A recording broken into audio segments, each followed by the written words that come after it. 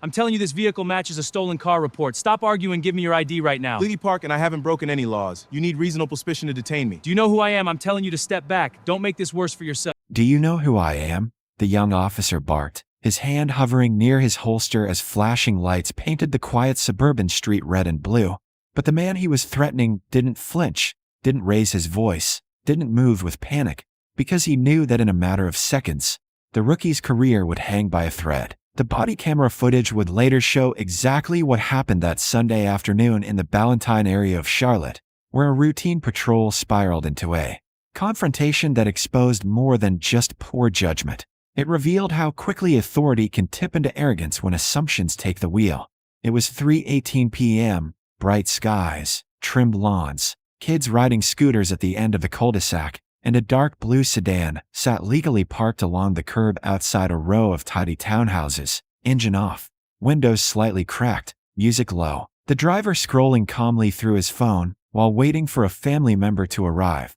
That driver was Captain Malcolm Harris, a 20-year veteran of the Charlotte-Mecklenburg Police Department. Though you wouldn't know it from the jeans and lightweight jacket he wore that day, his badge tucked discreetly inside his pocket, his posture relaxed, unaware that a patrol vehicle had just turned onto the street behind him. Recruit Officer Daniel Reeves, 23 years old and barely 4 months out of the academy, had been listening intently to scanner traffic earlier. A vague bolo alert for a dark-colored sedan, possibly linked to a vehicle theft somewhere in the metro area. Details thin, no confirmed plate, no confirmed make. But in Reeves' mind the alert lingered like unfinished business, an opportunity to prove himself. And when he spotted Harris's sedan, something clicked. Dark color, occupied, out of place in his imagination if not in reality. The dash cam would later show Reeves slowing down, circling once, then pulling in behind the parked car with a sense of purpose that outpaced the facts. His radio crackling as he called in the plate before even waiting for confirmation. "Dispatch, I've got a possible match on that dark sedan alert," he said, voice tight with manufactured confidence. And without waiting for a clear response, he stepped out, adjusting his vest, body camera activating with a soft electronic chirp as he approached. Inside the sedan, Harris noticed the cruiser in his mirror, but didn't move, didn't panic, simply watched as the officer approached, footsteps measured but tense. And when Reeves tapped sharply on the window and motioned for it to lower, Harris complied calmly. "License and registration," Reeves said without greeting. Harris looked up, expression neutral, voice steady. "Good afternoon, officer. Is there a reason I'm being stopped?"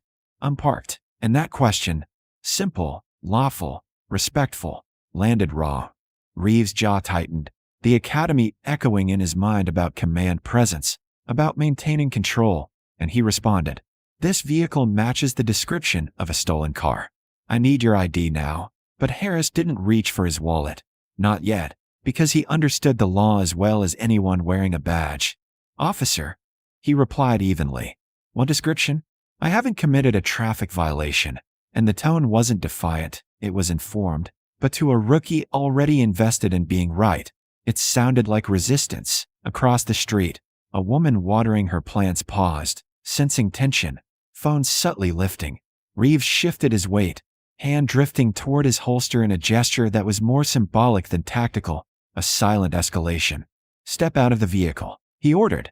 Harris kept both hands visible on the steering wheel. "Am I being detained?" he asked calmly. "Step out now," Reeves repeated, voice louder, sharper. "Don't make this worse." And then came the line that would later be replayed thousands of times online, dissected frame by frame. "Do you know who I am?" Reeves snapped, frustration leaking through authority, as if rank and uniform alone should override procedure. Harris blinked once, slow and deliberate, then opened the door carefully, stepping out with controlled movements, tall, composed, hands open at his sides. Reeves took half a step back, adrenaline rising as the scene drew the quiet attention of neighbors. "Hands on the car," Reeves ordered. Harris complied but spoke quietly. "Officer, you're escalating this unnecessarily." And that word, escalating, felt like a challenge. Dispatch crackled faintly. Through Reeves' shoulder mic, confirming no stolen match on the plate. Registered owner Malcolm Harris, clean record, But Reeves either didn't hear it or chose not to process it in that moment, because pride had already taken over. "You're being detained for suspicion of vehicle theft," Reeves said, though his voice now carried less certainty. Harris turned his head slightly, eyes steady. "On what probable cause?" And the air shifted, the legal language slicing through the tension. Reeves moved closer, reaching for Harris's wrist as if to cuff him. "Failure to comply," he muttered. And that's when Harris finally said it, low and controlled. "Officer, do you know who I am?" Reeves scoffed. "Does it matter?" But Harris slowly reached into his jacket pocket with deliberate care, prompting Reeves to tense. "Don't reach," he warned, and Harris responded calmly.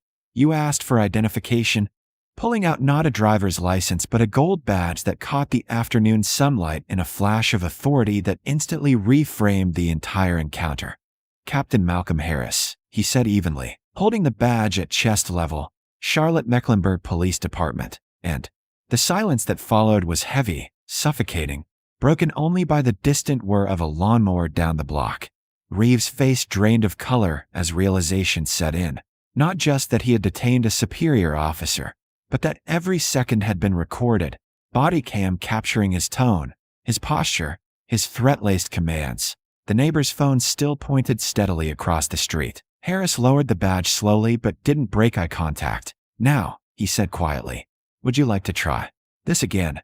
The silence after the badge appeared felt louder than the confrontation itself, and for a split second the only sound on that quiet Ballantyne Street in Charlotte was the faint hum of a patrol engine idling behind them, as recruit officer Daniel Reeves stared at the gold shield and Captain Malcolm Harris's hand like it might disappear if he blinked. The body camera footage would later capture the exact moment this shift happened. The tightening of Reeves' jaw giving way to uncertainty, the rigid command posture softening into something closer to disbelief. "Captain," he finally managed, voice no longer sharp but thin, and Harris lowered the badge slowly, slipping it back into his jacket with deliberate calm. "Yes," he replied, tone measured. "And you initiated a detention without probable cause, threatened arrest, and placed your hand on your weapon." Each word landing with professional precision rather than anger. Reeves swallowed, glancing toward the cruiser as if searching for a rewind button, and that's when Sergeant Alicia Monroe's unit turned onto the street. Lights off, but urgency unmistakable after Reeves' earlier call for backup, her vehicle rolling to a stop behind his, as she stepped out already sensing something was wrong. Monroe had 15 years on the force and recognized Harris immediately, her expression shifting from routine alertness to startled recognition. "Captain Harris?" she asked, eyes flicking from him to Reeves and back again, and Harris nodded. Once, keeping his hands visible at his sides as if he were the civilian in the scenario rather than the ranking officer. "Sergeant," he said evenly, "your recruit stopped me citing a stolen vehicle alert that does not match my plate, my make, or my vehicle description, and escalated the stop when I asked for clarification." Monroe's gaze snapped to Reeves, whose mouth opened and closed without forming a coherent defense. "I thought it matched the bolo," he said weakly, and Monroe keyed her shoulder mic immediately, requesting confirmation from dispatch. The reply came clearly this time, audible on both body cameras. Negative on stolen match. Vehicle registered to Malcolm Harris. No warrants. No flags. The clarity of the dispatch response hanging in the air like a verdict. Across the street, the neighbor who had begun recording earlier remained on her porch, phone steady, capturing every second of the unfolding reversal, and Reeves noticed her again, this time not with irritation but with dawning dread as he realized the footage wouldn't belong solely to internal review. It would live online, dissected, replayed, judged. Monroe stepped closer to Reeves, voice lowered but firm enough for the microphones to pick up. "Walk back to your vehicle," she instructed, and he obeyed without argument, shoulders stiff, hands slightly trembling as adrenaline drained into embarrassment. Harris remained composed, but the tightness in his expression suggested the weight of something heavier than personal insult, because he knew how this could have ended had he reacted differently. Had he raised his voice or made a sudden movement when Reeves' hand hovered near his holster. Monroe turned back to him, apology already forming. "Captain, I'm sorry. I'll make sure this is documented properly." And Harris nodded once more, professional to the end. "It needs to be." He replied, not with vindictiveness but certainty, because if I wasn't a captain, we wouldn't be standing here having this conversation. The statement landing with quiet gravity. Within hours, the footage from Reeves' body camera was uploaded into the department's system as required protocol. But it didn't stay confined there for long, because the neighbor's video, clear audio, steady frame, unmistakable dialogue, was posted to social media that evening, and by morning it had been shared thousands of times under a headline that spread rapidly across North Carolina. Asterisk recruit officer threatens black police captain during questionable. Stop asterisk. Local news stations in Charlotte picked up the clip first, looping the moment Reeves asked, "Do you know who I am?" before cutting to Harris revealing his badge, commentators dissecting the escalation frame by frame, former officers invited on air to debate procedure versus pride, civil rights advocates pointing out how differently the encounter might have ended without that badge. By midday, national outlets were requesting statements from the Charlotte-Mecklenburg Police Department, and the department released a brief but pointed announcement acknowledging the incident, confirming that recruit officer Daniel Reeves had been placed on administrative leave pending an internal affairs investigation. Inside headquarters, tension simmered as supervisors reviewed every second of footage. Initial approach, tone, hand placement, radio communication, dispatch confirmation ignored in real time, while training officers quietly pulled Reeves' academy evaluations, noting strong tactical scores but repeated reminders about impulse control and command tone. Captain Harris reported for duty the next morning as if nothing had happened. Uniform crisp, demeanor steady, though colleagues avoided eye contact in hallways, unsure whether to offer sympathy or silence, some expressing frustration privately that a rookie's judgment had drawn national scrutiny, others acknowledging in hushed tones that the issue ran deeper than one officer's mistake. Internal affairs scheduled formal interviews within 48 hours. Reeves seated across from investigators replaying the footage he had lived through, his earlier certainty now replaced with the cold awareness that policy required reasonable suspicion before detention, that escalation guidelines emphasized de-escalation first, that ego was never written into procedure but somehow found its way into the moment. Outside the department, community leaders called for transparency and reform. Town hall meetings organized. Questions raised about training, about bias recognition, about how quickly assumptions morph into authority. Through it all, Captain Harris declined public comment, stating only that he would cooperate fully with the investigation, and when asked privately by a colleague whether he planned to push for termination, he responded simply, "I plan to push for accountability," a distinction that would become central to what followed. As the days passed and the video's view count climbed into the millions, the narrative solidified not just as a viral confrontation but as a case study. How a vague alert combined with unchecked assumption can cascade into escalation. How a single sentence, "Do you know who I am?" can reveal more about insecurity than authority, and how a badge, in that critical second, became the only barrier between a tense stop and something far worse. By the end of the week, the department confirmed that the investigation would examine not only Reeves' conduct but the training framework that shaped his response. And in conference rooms behind closed doors, leadership began confronting an uncomfortable truth. The footage didn't just show one recruit's misjudgment, it showed the thin line between protocol and pride, and how easily that line can disappear when perception replaces proof. By the third week, the question was no longer what happened on that quiet street in Ballantyne, but what the department was going to do about it, because the footage had already circled the country, clipped, captioned, slowed down at the exact moment recruit officer Daniel Reeves said, "Do you know who I am?" and paused again when Captain Malcolm Harris revealed his badge. And now the leadership of the Charlotte-Mecklenburg Police Department stood at a crossroads under a spotlight they hadn't asked for but could no longer ignore. The chief called a press conference inside headquarters in Charlotte, cameras lined shoulder to shoulder, reporters flipping through printed transcripts of the body cam audio. And when he stepped to the podium, his tone was measured but firm, confirming that the internal affairs investigation had concluded that Reeves initiated a stop without sufficient reasonable suspicion, escalated the encounter unnecessarily, and failed to de-escalate when new information from dispatch contradicted his assumption, announcing a suspension without pay, mandatory retraining, and probationary review, But the Rune wasn't satisfied with disciplinary language alone. Was race a factor? One reporter asked, the question hanging heavy in the air, and the chief paused before answering carefully. Bias, implicit or otherwise, must always be examined when an officer's perception drives action without corroborating evidence. A statement that sounded procedural but carried deeper meaning. Captain Harris did not stand at that podium, did not seek cameras or commentary, but 3 days later he agreed to sit for a controlled departmental interview released online in full, appearing in uniform, posture straight, eyes steady, and when asked what was going through his mind during the stop, he replied slowly, "I was calculating risk," clarifying that his calm was not indifference, but survival, that decades on the force had taught him how quickly routine could become irreversible. And when asked whether he believed Reeves should be fired, Harris answered in a way that surprised many. "I believe he should understand exactly why that moment happened, because if he doesn't, someone else will stand where I stood and they won't have a badge to hold up."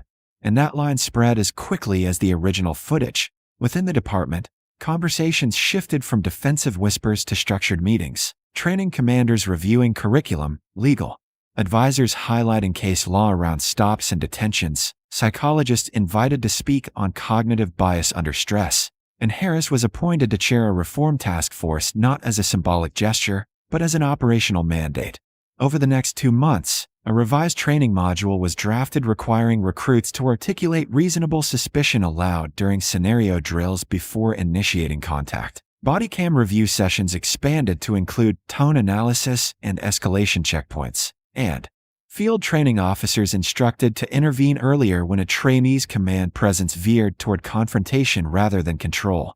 Meanwhile, Officer Rees remained on administrative probation, attending mandated retraining sessions that included watching his own footage in a classroom setting, pausing at critical frames, forced to verbalize alternative choices he could have made, wait for dispatch confirmation, clarify the bolo description, maintain neutral tone, disengage when suspicion dissolved, and those who observed the sessions later said the shift in him was visible, confidence replaced by reflection, ego tempered by consequence.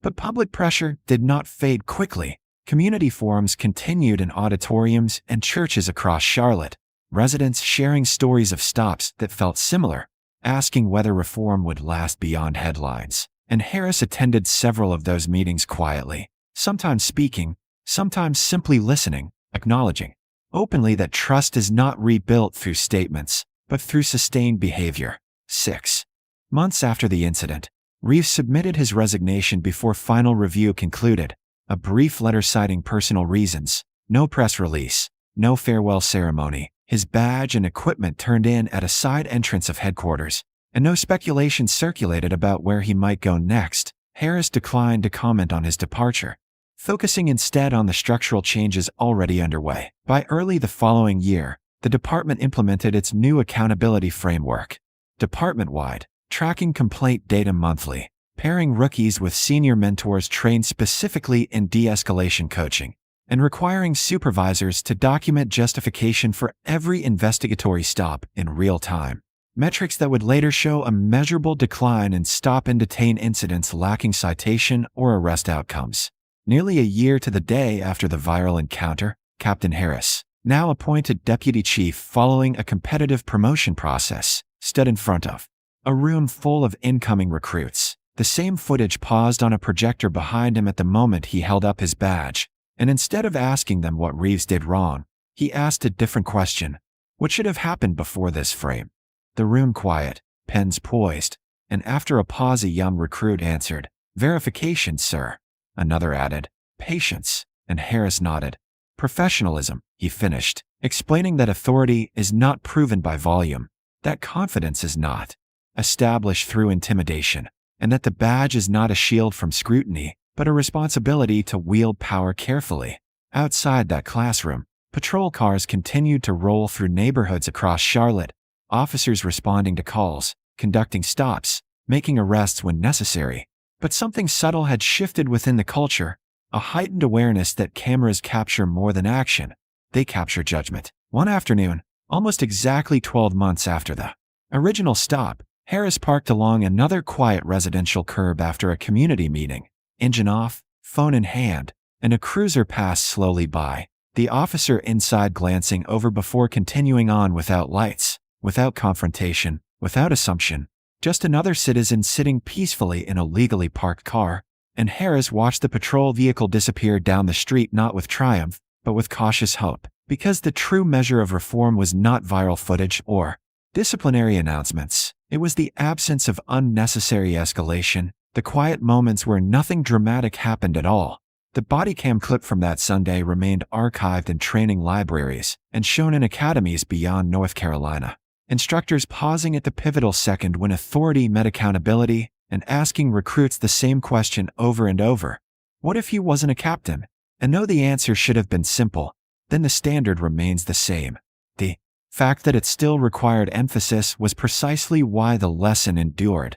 A reminder that professionalism begins long before a badge is revealed, and that sometimes the most powerful reform starts with a single, uncomfortable moment played back on repeat until it can no longer be ignored.